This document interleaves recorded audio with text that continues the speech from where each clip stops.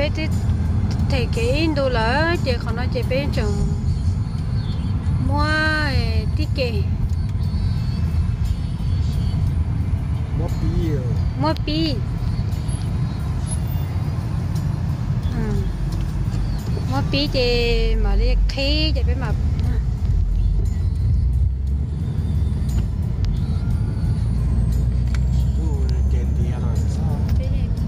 bé chị tới chẳng nói chị bé cái lo chị bé tao thế à họ bé chỉ cho một cái đeo nó chị cho họ thế tao cái giờ cái gì à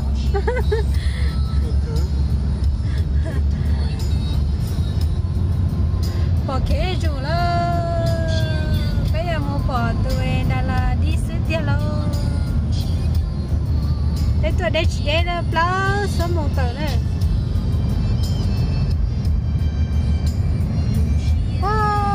thì thế nào đúng giá sẽ chỉ bỏ chỉ được tiếp theo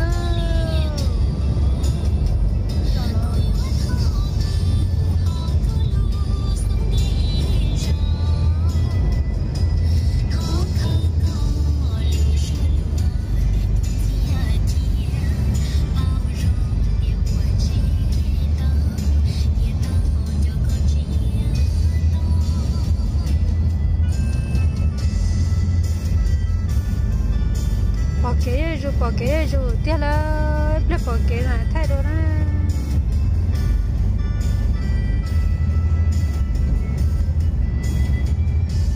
nước chị ơi gì mong chúa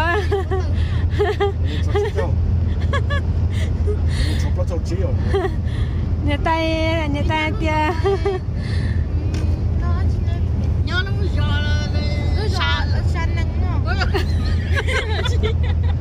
sản nền luôn. Nó lý do nó là sản lông á. Lý do nó cho sản lông á. Ê, lúc kia thì lúc cho sản nâng á. Còn á, ê nó nói ê lúc kia hay tiền lúc cho sản nâng này. Cái hay trời ơi. Gì mong chỗ chít cho. Lúc nó tờ đó chỉ mang chạy đó.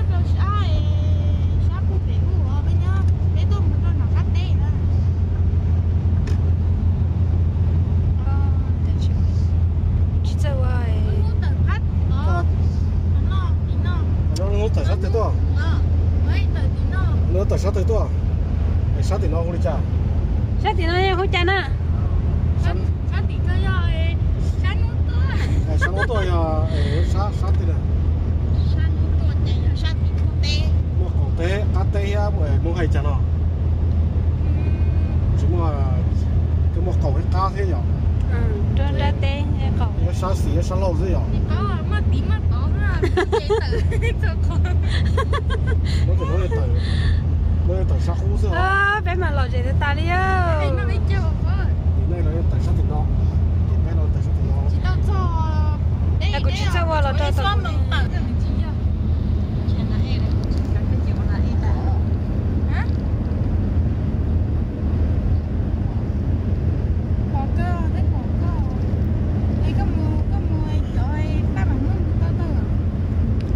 Nè chân đó nè từ nè chỉ thả nè.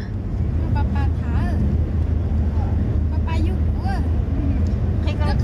Tức khi nó nè, tức bỏ nó nè. Bỏ cơ. Cấp bỏ mà. Cái gì? Mình chỉ mất sự nhanh. Nó tự tôi chi. Nó tự chi cho ý à tiếc rồi.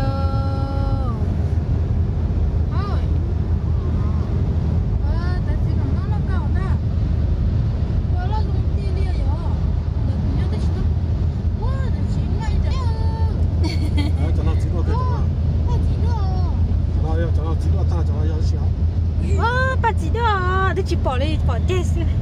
Tôi chỉ mua ở bên lúc ba này mà.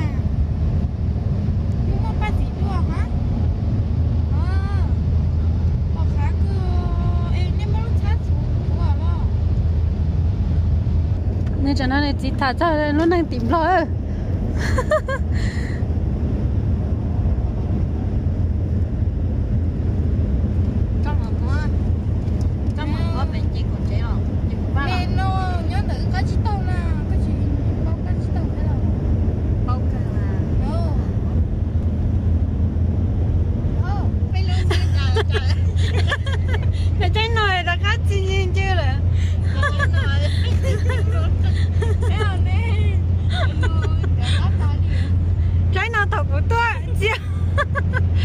trái nào tao cũng tua chia bên luôn là trái nồi因為知只隻隻送啊，知兜喎，那波。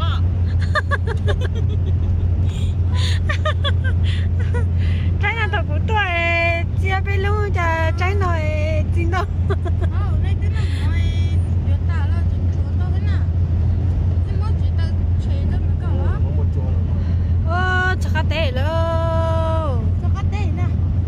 ấy giờ cá tệ gì trong món tiền Nó chỉ bỏ cái kia đó, bắt tay là. giờ cá tệ gì can chi mua nô chi phụ tí can thôi liếp lông tí thôi